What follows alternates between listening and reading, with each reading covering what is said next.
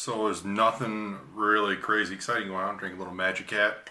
It's not a product placement. It's just the only beer I had in my fridge, and I'm thirsty. I really have anything else to drink in my house, so drink a Magic Hat. Actually bought this for Shane. He drank about 2 of them while he was here.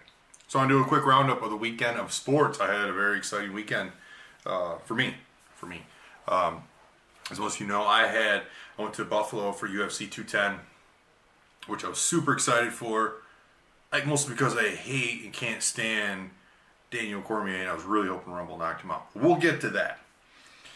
So I went up Friday night, stayed all night in Rochester, and Saturday we drove to Buffalo, hung out with my sister and her family, and my niece, and my brother, and we had a birthday party for her. And then I took my dad and my brother, my brother and I took my dad to UFC 210.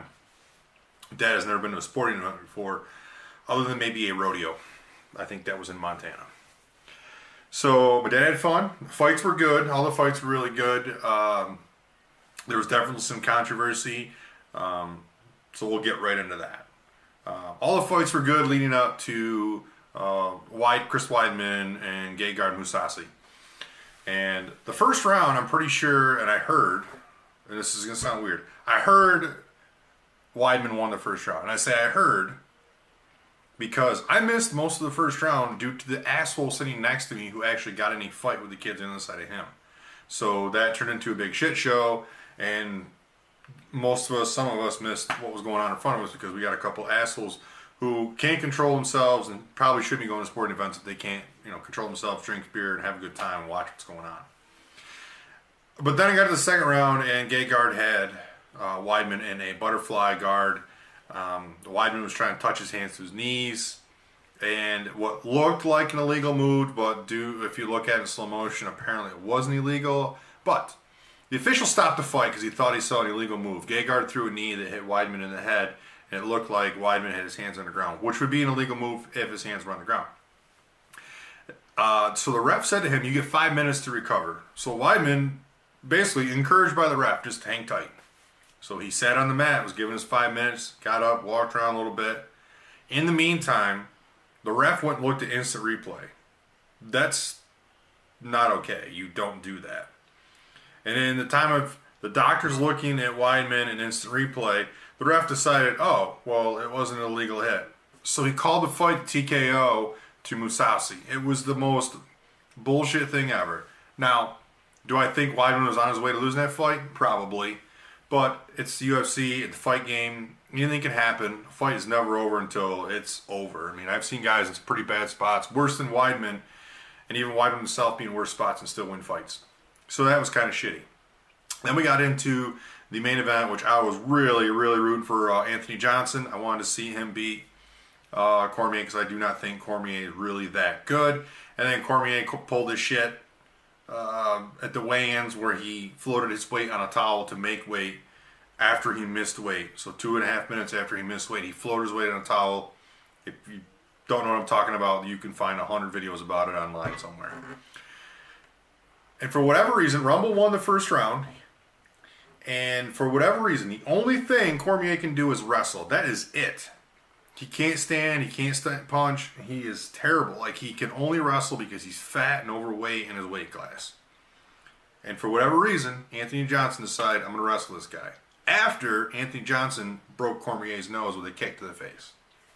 So I just sat in my chair in disbelief, like, why are you trying to wrestle him? Why are you grappling against the cage, stand and pound with him? Long story short, Cormier obviously won that fight. And the saddest part of the night, which actually was a shock to everybody, was Anthony Johnson retired. He's 22-6 after that fight. He retired, which was a shock to a lot of people because he's still got a lot left in the tank. He's still a great fighter. I mean, he just came off a 3-fight win streak, knocking everybody out in the first round. I mean, he's a great fighter. But he's got to do what's best for him. I understand. Maybe someday he'll come back. That'd be cool. I'm really looking forward to John Jones coming back and kicking this shit on a Daniel Cormier. Cormier, you are ass, man. You are not as good as you think you are. Trust me. On to my other favorite event for the weekend. It was Masters weekend, Masters week, and most importantly, Masters Sunday. That is one of my favorite times of year. I enjoy the golf, and the Masters is probably, it's almost like the kickoff, being from upstate New York, it's kind of like the kickoff of like usually when good weather hits, but the Masters is like the greatest tournament of the year to me.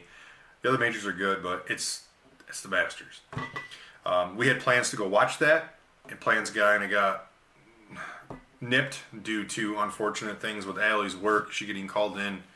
So I ended up driving back home the hour and a half, and I hung out at my home golf course to watch with a few other people.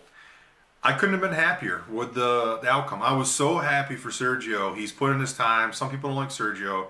I like Sergio. He's exciting. He's fun to watch. He's a great golfer.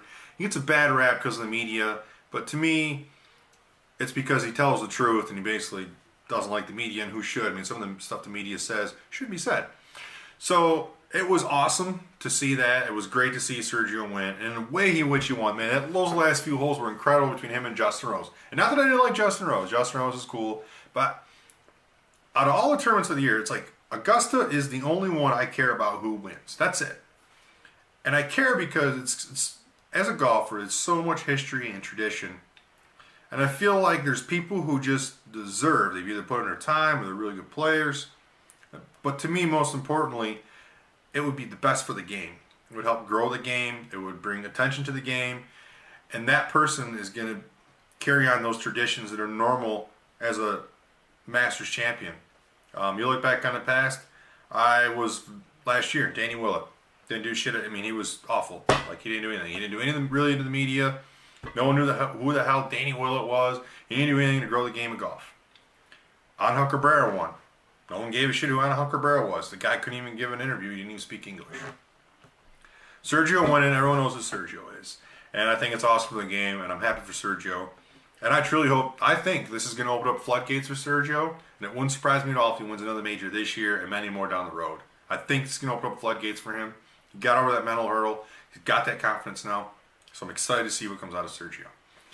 So that was Masters Sunday, and I kind of ended my night there. I came home and watched some highlights and just hung out and got ready for work.